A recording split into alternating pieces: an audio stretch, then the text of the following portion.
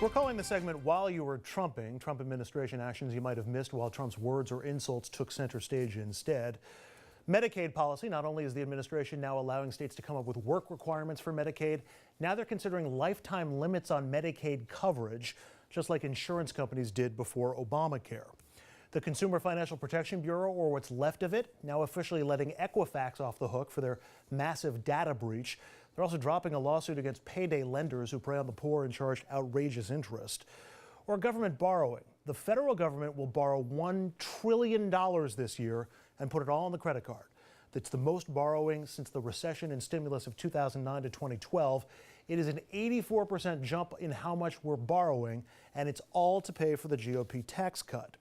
All of which sound like great issues for Democrats to push back on, but they're not, or at least they're not doing enough to make headlines or waves with those issues. Instead, President Trump's approval rating is ticking up, his plus-minus improving 6 points since December.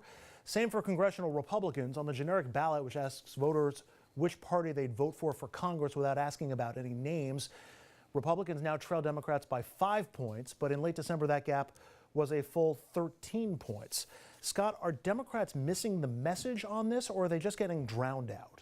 No, they're missing the message. And Bill Clinton did a phenomenal job of teaching the American public how important the deficit was, how putting off our problems today for the future and putting it on the backs of our grandchildren and great-grandchildren is mortgaging our economy. That is exactly what the fiscally conservative Republicans are doing now, and the Democrats aren't saying a word. We're talking $1.5 trillion, the biggest deficit this nation's ever seen, and none of the Democrats are talking about how we're mortgaging our today for tomorrow. And that would also be playing on the Republican side of the field. I mean, pushing back on an issue that they always claim to cherish when there's a Democrat. The party out of power doesn't have someone who can formulate a message that clear and succinct.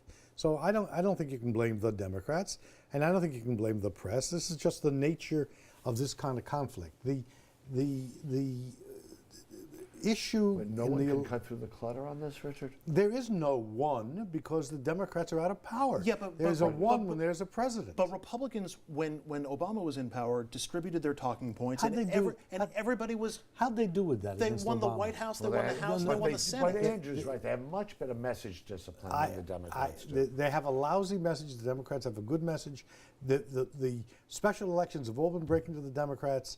The generic ballot, even now, is favorable to Democrats. Exactly what the criticism, I'm not sure what it is.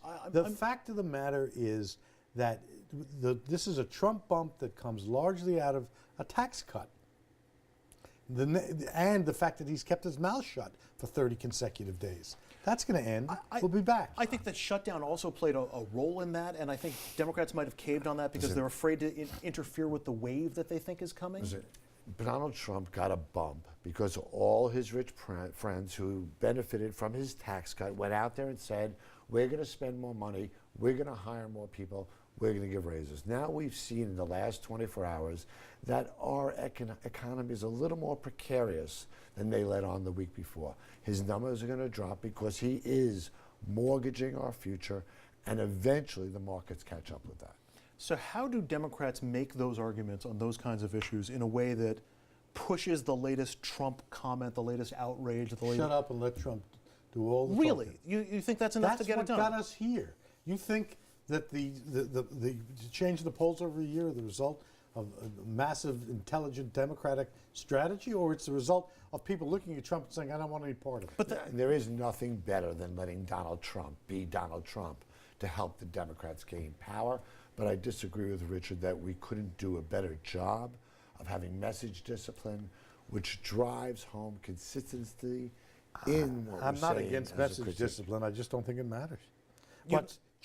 What's caused the change? People like Roy Moore, Donald Trump, and various nuts going out ranting and raving and having people, especially suburban Republicans around the country, going, I don't want to be part of it. That's what's changing the numbers. I can't argue that point. Nothing better than that. And I get the last word tonight. No, you don't. We're going to talk. The Trump game plan is just, let's get to a one-on-one, we'll find our Republican nominee, and we'll just assassinate them character-wise, we'll assassinate them policy-wise, and we'll make our guys look better by Is comparison. that your advice, or is that No, your I think prediction? that's the Republican game plan that we're going to start seeing in race after race, more so than we've seen up till now. Don't listen to what he says, just look at the economy. Scott, thank you very much. Richard, thank you very Always a much. listener. Gentlemen, we've got another winter storm update in the break for those of you watching us on FiOS 1. After that, we've got some Hudson Valley headlines.